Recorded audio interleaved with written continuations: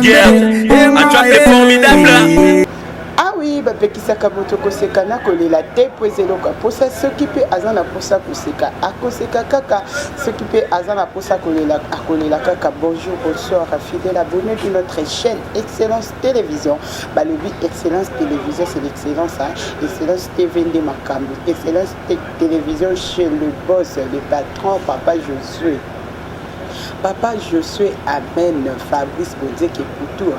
Voilà, on va la solo. Merci beaucoup, papa, pour l'annonce et puis confiance au P. Sakananga. Moi, merci beaucoup.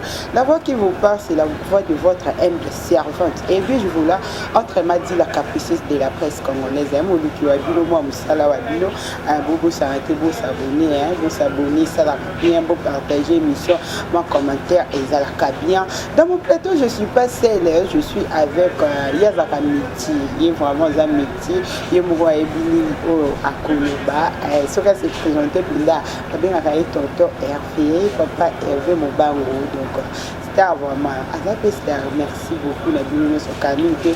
Ça me dit qu'il faut vraiment penser dans un plateau pour Nayamba, inviter Nangaï. Il y a Mokolo ya Lilo, à qui je dis déjà bonjour. Ah bon, il y a des années la plateau à qui je dis déjà bonjour Toto Hervé. Bonjour la capricieuse de la presse. J'aime bien t'appeler la capricieuse. Ah non, moi j'aime que tu m'appelles Caprice. Caprice.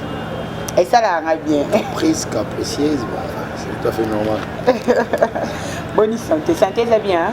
Ah bon, en convalescent du moins, je crois que Dieu fait grâce. On essaie au moins de revenir au point de départ, ça va. Ça va. Bomonier, merci beaucoup.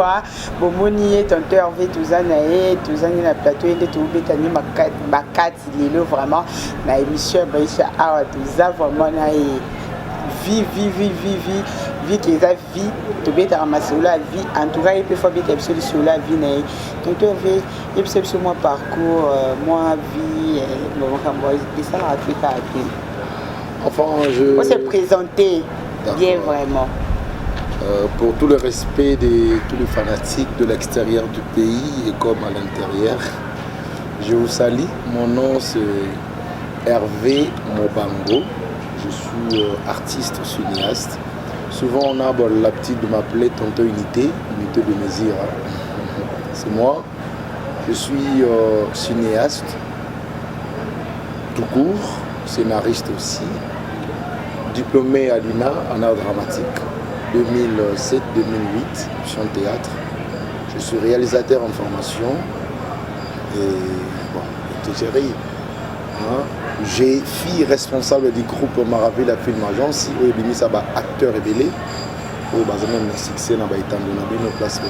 plusieurs acteurs pour ne pas citer, mais ce sont des stars internationales qu'on a pu aider d'encadrer. Aujourd'hui ce sont des patrons, des responsables du groupe Nabango. Et actuellement, je suis en communion avec une grande dame, Maman Via, que je salue. La Queen. La Queen Mother, la maman de tous les enfants. On a essayé au moins de discuter, on avait essayé de discuter ensemble pour que tout ça travaille. Et puis, je suis maintenant dans les groupes ensemble avec Brony Toussé, vous, Maswaku, avec Christian 12 et les autres. Vous voyez, c'est un peu ça. Nous sommes dans le groupe Nouvelle Vague de Mamadi. Donc, nous avons réalisateur. En fait, je suis full option. Je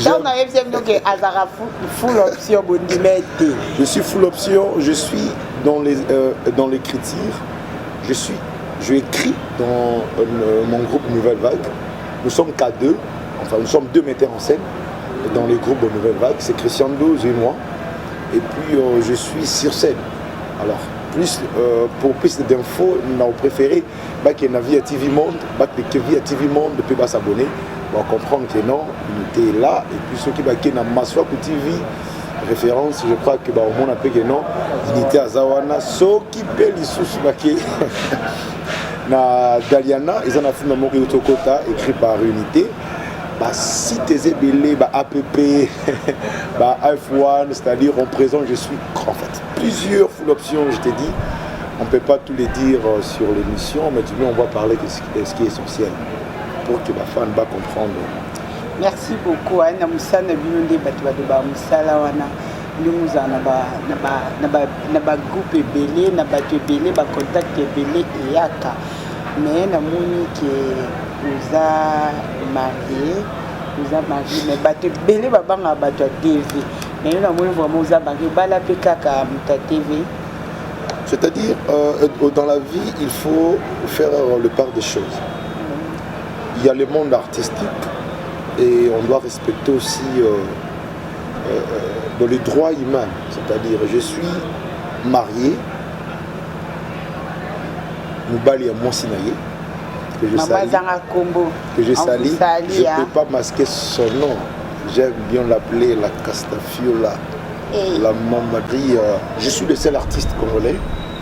Nazora, sonité pour longtemps à Mosna. Tu es le seul. Nous sommes en batanga. Habité. Pourtant, il y a un mot à Tanga à Mosna.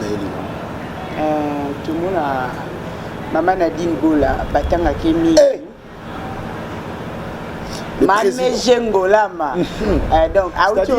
C'est-à-dire, il y a des artistes responsables et des artistes irresponsables. Vous voyez, c'est-à-dire on sait faire le part des choses. Lorsque je suis sur scène, là je suis unité. Mais lorsque je suis hors scène, je suis Hervé Mobango, approprié. Je fais partie d'un personnage Moko Oyo. Parent, tu vois. C'est ça la différence. Comme on dit, maman, je dois profiter à l'occasion pour faire interpeller beaucoup de gens dans la confusion. Comme on dit, nous sommes abisso, ils ont monté à abruti. C'est-à-dire quelqu'un qui vient chez lui de la maison manque à faire, il ne sait pas quoi faire alors. Tellement qu'il est beau, il a des favoris, des faussettes, il dit qu'il est d'accord, un homme, je viens, je vais mettre de la poudre et puis je me fais beau derrière la caméra, c'est définir l'image. Tout le monde craque, il dit artiste parce qu'il sait bien parler français.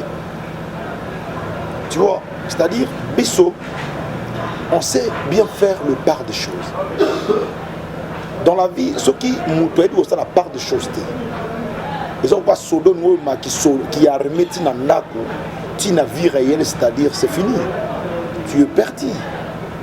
Tu vois, tu es perdu.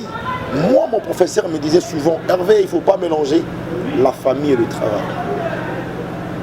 Là, si tu mélanges la famille et le travail, c'est-à-dire tu vas faire dérailler tes enfants vers la bonne conduite. Raison pour laquelle j'essaie au moins, je fais un effort. Basi Apoto, oui, ce sont nos sœurs au Baïda Bisso. Pour moi, non, non, attention. C'est-à-dire, pour moi, il faut que moi, je des sœurs en Europe au Baïda sans intention amoureuse. Tu vois, il y a beaucoup de gens qui sont dans le monde dans le théâtre parce qu'ils disent que non, ils sont des filles moko. Avant na bango na poto bazenge lo osala ba kraka bango il faut balinga bango yango ba ko sala ba bisala sala juste pour kaka nga bomona ngali moko. Vous allez comprendre la réalité. Vous savez la pesa lycée c'est mon commun ils étaient avocats nan état manga nan état safu soko vana na bumbu o moni que no bumbu lo ba o bumbu bitena ke ngaba o pikoli manga na safu tiki avocat o komi kuna na ngaba o ndako eza bien te il faut na ke lemba o pikoli susu o ke lemba. En fur et à mesure où on a picolé la banzete et nos en saveur et ils ont la qualité et ils ont la taux de production pour ébimisa fruit. Tu comprends? Mais tu vas comprendre que avocat ou attiré là na bumbu na bapasi na bisengo na kofinga na kotonga a obimisa mbuma batu balie mbuma basepe na mbuma mais yo muto okendaki gombe okendaki ngaba à la fin tu es perdant aux incapacité à reproduire fruit. C'est ce qui nous tue plus pour les artistes, je peux dire, en particulier les artistes congolais. Tu vois, on a plus besoin de se focaliser dans les logos éphémères. Ce qui, ils ont un bateau, ils ont un poto, ils ont un parcours, ils ont un que je salis. Dans maman Bomado, correct. Correct, correct. Tu vois, ce sont des responsables que je cite. Hein. Tu vois, Et ça, c'est que non, la génération va perdre. Ce sont des vieux au bas, par exemple. Vous voyez, on a pris cet exemple, il y a président m'a fait 12. Si ça, ça. Il a honoré sa femme. Papi Kader. Tu vois, pour les exemples. C'est-à-dire, un homme doit rester un homme hors carrière artistique. On doit rester un homme, honorer nos foyers, honorer ba maman ya bana na biso, honorer basi oyo tozalaka na bango na parce que tozo ba malédiction kama ya bana ngani ko lakaka bango mebele bele, tu préfères honorer une seule personne. Point barre. Donc batu ba yeba na bango dana caché que atana na bimana na tonto Hervé zani dama. Te ko bimate.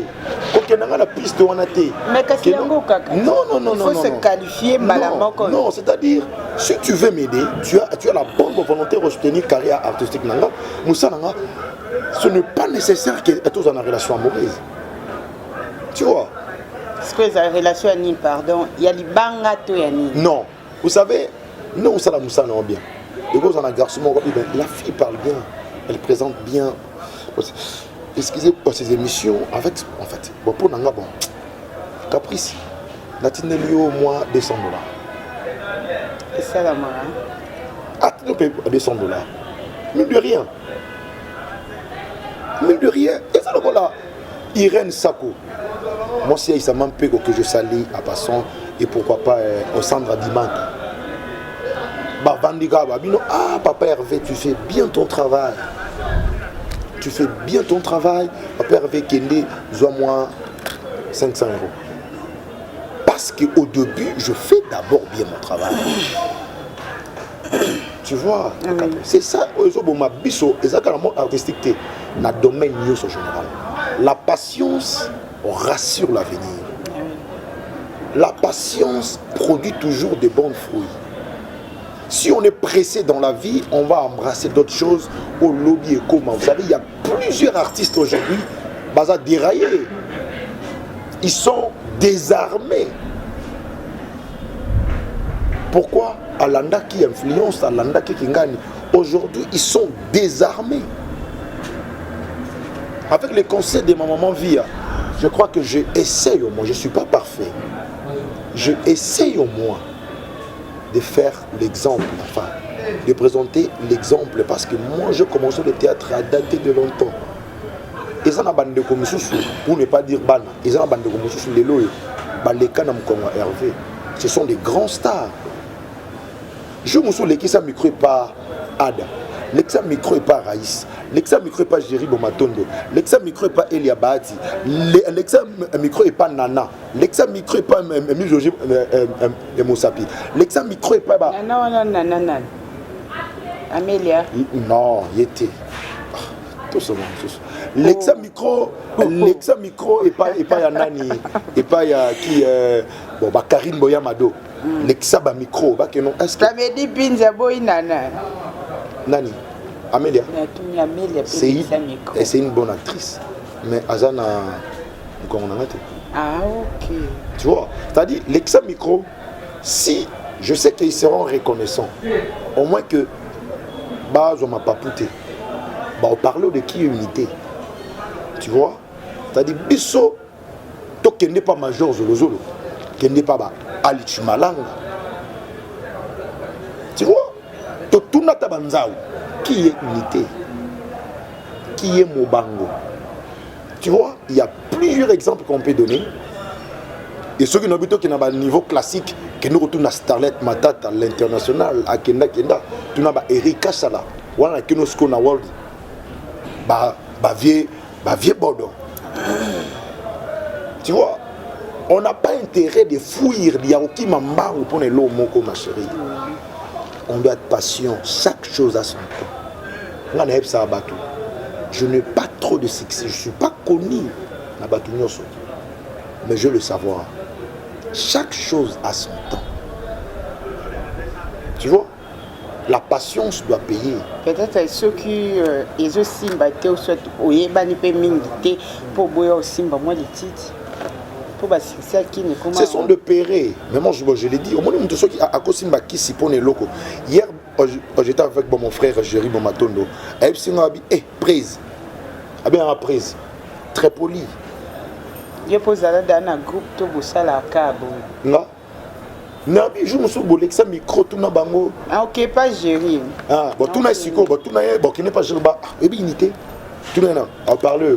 Bon, j'aime pas trop parler de moi mais à la non mais j'en a belé bouya nan. Mais tika batu. Baloba, c'est mieux. Ils appellent na batu musu ba yeba zuma yele na yo, ba ki abimi on na ndenge na bango to. C'est pas un problème. Christ, Dieu a créé le monde. Ba misego ba okangisa mutazo lo no salili ya kangisi. Krina nga ba boahi ba porter plainte d'orchestre. Et toi ba congolais, est-ce qu'il y a les soumou qui ngana ozo ba pantalon na lata? Mais ba lata raso là tu reconnaître que non muto a pesa nga pantalon il faut na nika. C'est par là où crée défaut, l'ingratitude. C'est ce que je viens de dire tout à l'heure. C'est que nous tuons sur l'ingratitude. Nabi ke o eza musana yo mena boyo. Nabi ke no oyo a vie mena boya vie. Siko esala babino passe bino batu botange lipenza. Bo misa binda bambo botange musana bino esala bino passe to bomona ke mutu mobwe akomi comédie mobwe abimi azam suna 15 copines. Yemo mutu moko o aza star. Mais bino batu botanga bo se comportera bongo te boza mona vie mo série et ça la bino moi passe moko na kasa ça comme valeur innée peut na valeur ajoutée. Vous savez c'est quoi le valeur innée? Les valeurs innées ce sont des choses où mutabo taminango ils a caractère mutaza nango akola nango c'est qu'ils a vie na ye. Il y a aussi des valeurs ajoutées mutabo tamana bien mais à quel environnement moko boye à copier. Attends que livre moko bazoloba. Même l'école n'ajoute rien sur le savoir de quelqu'un. Même l'école. C'est-à-dire, Aoba qui s'est l'oroté, Aoloba o ezalaka. Tu comprends? C'est-à-dire, le valeur ajoutée peut détruire, peut aussi arranger. Tu vois? Et ça, on a dit, à quel chic, na boule otanga, mettant à quel bloc, qui kalungu, simba kuna kanga, esprit changé. Il y a faut apparenter. C'est la vision. Tu vois. Et ça, moutou moussou, pour naïe, pour la star, il faut à la France, à là, je salue bon, Rachel. Rachel, je te salue. Tu vois, à la France, à Ebike, petit moussou, à la Belgique, moussou, à la Tottenham, moussou, à la Allemagne, moussou, à la c'est-à-dire pour lui, avoir 4, 5, 6, 10 personnes, bon, c'est ça être un artiste, c'est un star. Tu vois, or, être star, soit vedette, ça demande beaucoup de discipline.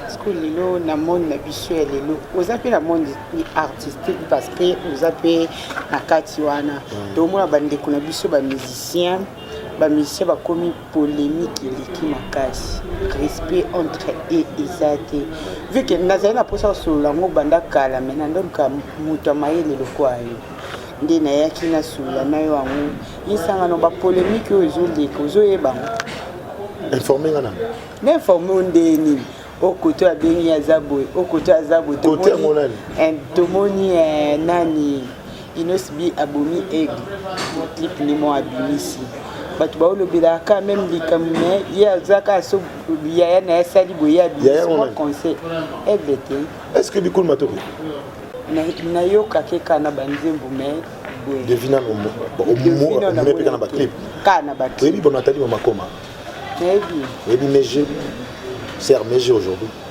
Tu connais aussi bon Cindy?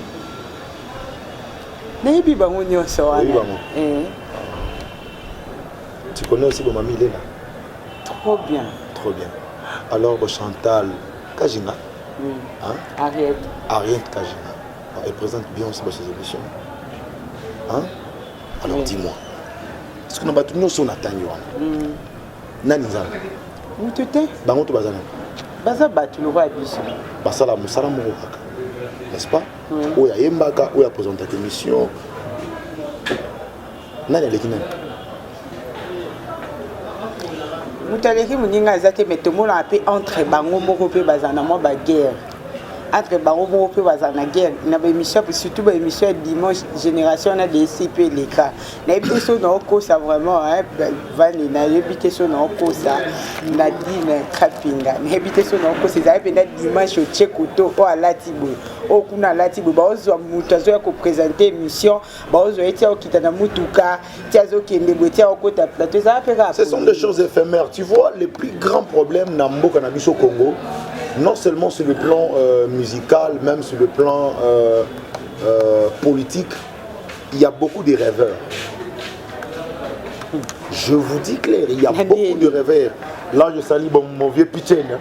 Je salue, c'est mon collègue, mais c'est un grand frère. Ah. Tu vois, il y a beaucoup de rêveurs dans notre pays, dans plusieurs domaines. Excusez-moi, donnez-moi le temps de m'exprimer. Il y a beaucoup de rêveurs. C'est-à-dire, Moutou, Aolota, exemple, Aolota, Asomba, blouson, il y a 15 000 $, mais pendant que à Louanonda. Non, mais maintenant, nous avons une réflexion. À Louanonda. Et puis, ce qui, auquel place oiseau vanda, mets-toi là, tu vas pleurer. Tu vas voir que quelqu'un va venir devant la télé, parler de que moi je suis super, je suis méga star, je suis XYZ. Mais quand tu regardes au moins sur son compte bancaire, il est même incapable d'y avoir 2000 ou 3000 $. Tu vois? Et là que je suis sur tous les plans, on n'arrive pas à accepter le temps de l'autre. Ce qui kakangai Hervé Unité Mobango, na nimi que actuellement a donné un succès na poto. C'est fini, Dieu va me bénir. Ce que non, je peux dire que Inosbi, mon petit frère que j'aime beaucoup, c'est un génie. Soki Andimi Karake, Fali 1 c'est son grand frère et puis il a de l'expérience au Yé Inosbi à cause de Panaye. C'est la fin du monde. C'est fini, les choses vont changer. Et qu'est-ce qui fait que Batouba Koma, Bango Bakoma là-bas niveau là? C'est le fanatique qui rend toujours personne wana là-bas tranquille. Tu vois? Et ça comme reconnaissance. Mon père spirituel me disait toujours, dit, Hervé, ceux qui ont évolué dans le domaine dans le ministère de l'Église Songolo, il y a ma grâce à Baninga. Ceux qui ont ma grâce à Baninga. C'est fini, on va t'accepter. C'est la loi de la nature. Ceux qui ont imité, on dit mota. Ceux qui ont pobo désolé. Tu vois, c'est fini. Un jour, tu as casting moko na a de la Gombe na tête de plastique. J'ai qui projet à Monip. Il a fallu tout ça la ligne il y a recensement. Bon, j'étais invité chez ma sœur que j'aime beaucoup, Starlet et Matata. Merci, des gros bisous. Donc comme à de la Gombe, il y avait plusieurs artistes. Tu vois, des Congolais, il y avait Olivier Edbass, il y avait Patrick, il y avait Yannick, il y avait Maman Starlet, ma sœur Solange, il y avait plusieurs choses, enfin plusieurs acteurs. Moi Hervé, je te passe sur la liste. Il y a bateau aller caster. Curieusement, ce qui humilité wana et continue à théâtre populaire, je vous dis, nous serons au top. Bon ben la liste, mais mon nom Hervé n'était pas figuré sur la liste. Mais Starlet a fait une dérogation, a dit, mais le gars aussi joue très bien, est-ce qu'on peut lui tester? Il y avait aussi des garçons, des beaux acteurs, des artistes professionnels. Ils ont dit, bon, c'est pas un problème, hein? On a besoin d'un plus. Je passais, j'ai incarné mon rôle, c'est l'homme le briefing. Et top, tout le monde, oh non, c'est fantastique. Quel était le rôle? Le rôle de Rezakini, Nazwaka Rafard, Nabetara Koko, oui, maman, biso bato recensement, Aboza combien? 7, Banamike combien? 2, Mikolo combien? Point barre. Maintenant, ils avaient besoin Moutou à incarner l'expression, l'art de parler, l'attitude. C'est fini, je ne te passe sur la liste, mais je étais récit. Par Car mes frères, l'amour, le temps d'accepter l'autre, c'est ce qui va définir notre avenir demain, nous les artistes congolais, mes chers amis. D'accord, le jour il y a sortie officielle, il y a film Menaye. Quoi, le nom, m'échappe le titre. Il m'a contacté. Bon, Hervé, est-ce qu'il fallait tourner le Bonabassi, tout comme ça? C'est bon, d'accord, ok. Oh, ton amour, on a statut. Je pris ça. On a statut. Il réplique, il dit, oh, mon frère, c'est ça que moi j'aime. Si nous, on ne se soutient pas, qui va venir à notre place le faire? Qui peut le faire à notre place? Si les artistes congolais aujourd'hui se décident que tout se soutenir, ton du matin, il y a baninga. C'est fini, nous aussi on va nous accepter. Comprenez vraiment, docteur Hervé. Il va y avoir sur Orazalen, on a 4. Merci beaucoup à Diabonze. Merci beaucoup à toi. Malgré le Mikolo, comme tu l'as oublié, tu as dit banda. Au salaire, bon, pour monsieur, à Tatiana, pour la zone de la vraiment, chaque boutique, au maestro, chaque jour. Des secondes. Joyeux anniversaire à toi. Rolingo, mon maestro, à Botami, donc à lui, Vanoli, la capucée, Siaka, Benamo, Balap, la Midi, Pindi, Namoro sponsor. Merci beaucoup à docteur Benazumi, Namouna, Marbo, le bébé, mais TV Zango. TV Zangonga, et s'il était appelé Balasouka. Sérieux, franchement. Nous sommes balandi, biso, va comprendre vraiment faisant intellectuel, va comprendre, va conseil au PC, il y a bien, mais. Vous savez, la fixée de tes poids, c'est qui n'a pas. Vous savez, la fixée n'a pas poids. Yo comment kablo abaninga yo ko sa groupe na ote parce que ba groupe comment nouvelle vague. Yo ma vie, c'est mon groupe. Nous tous on est des leaders. Massa a leader à la chaîne Ibo Massa TV, Christian Doz a leader à tourner on va film na il décarpé na chaîne TNT, Broli Botoussé voit leader, Unité Mobango leader. Alors à quoi ça sert? Dans des bozana bino libre. Ça non nzonzingi o ba groupe busweza sali nzonzingi bakati yo. Vous savez, et là c'est très profond. Oui, oui. Il n'y a pas qu'on reconnaître valeur. Ma vie a pas qu'on reconnaître valeur à Bananaï. Alors pourquoi il doit nous empêcher? Alors baka et l'omoko. Aux endroits où ça makamunayo hors programme il y a groupe. C'est que ceux qui groupent ont un programme makamunayo ils ont 1 million là-bas. Tu vois? C'est-à-dire, faire les groupes, c'est trop, je ne peux pas le faire. Parce qu'il y a ça dans le groupe. Tu vois, on a ça dans le groupe. On a un groupe Delta Force 2003, 2004, 2005. Et pas Delta Force.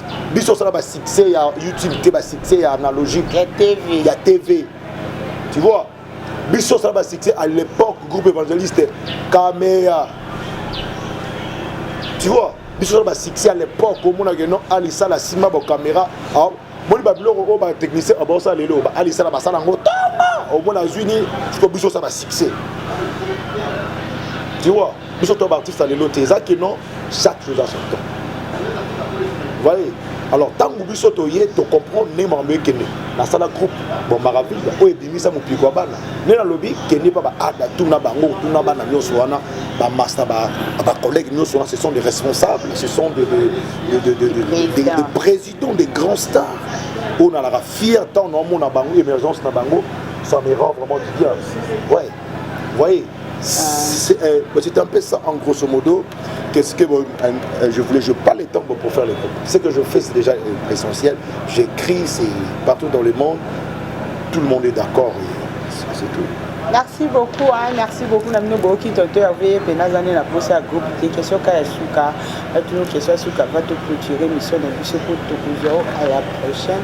Tout le monde déjà nous a vraiment appelé Tonto Hervé. Tonto Hervé qui peut naï la capacité déjà pour ça le bacal le mois à Suka. Eh, d'ailleurs là la polémique dans la pasteur, dans la polémique. Donc, tonton Hervé, parce que ma famille, question à Souka, on a la question est belle, mais temps et coquille, au PC. ba famille baboya bana bana ba artiste moi conseil ko le bani oui famille baboya bana bango balinga bino ba artiste soit ngandi na sala na musabo yete pardon bon baza bani tu sais chacun dans la vie a un point moko réservé au nzamba bomisaki il faut que tu na muta vie na vous comprenez oui il faut que tu na muta vie na alors ils a problème té okutana na théâtre okutana na ballet okutana na musique okutana na balabala c'est normal tu vois bon de bon on s'est là et tout ça la sent pas au monde avec place na ba meti pindi toke vraiment na la place hier à répéter à la radio tu côté déjà tout moni place nouvelle vague et répétaka donc nous sommes là il y en a qui présenter biso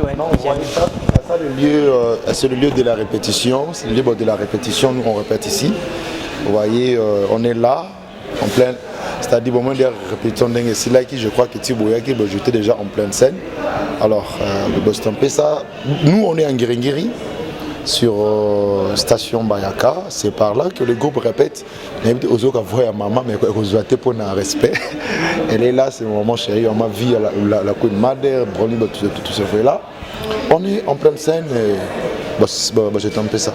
Merci beaucoup à moi dernière parole dans une émission. Le mois bye bye au pays.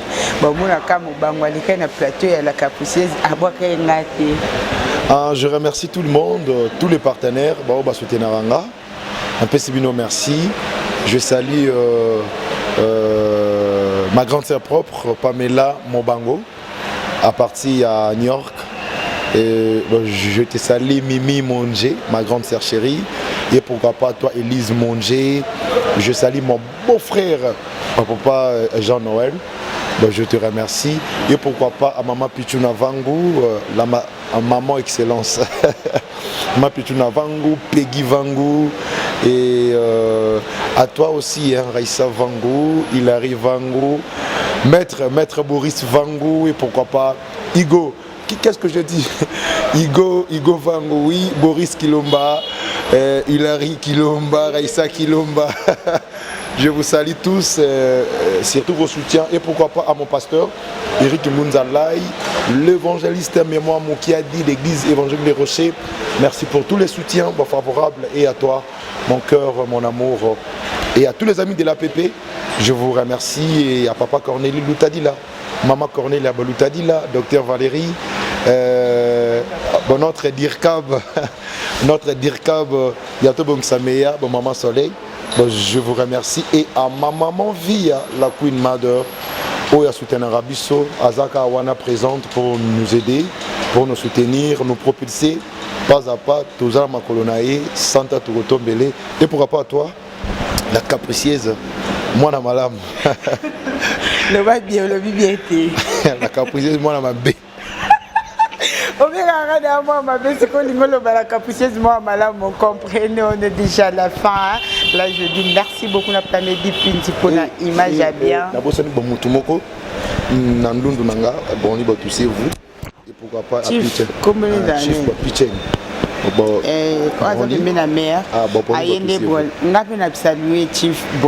D'accord. Je crois que dans l'ensemble, tous les amis des nouvelles vagues, je vous salue. La Foudrée, Cédi Bomboma. Kake. Santi. Fashion aussi. Fashion, je te salue. Tous les amis, Mazwako, tout le monde, vous êtes vraiment une famille pour moi.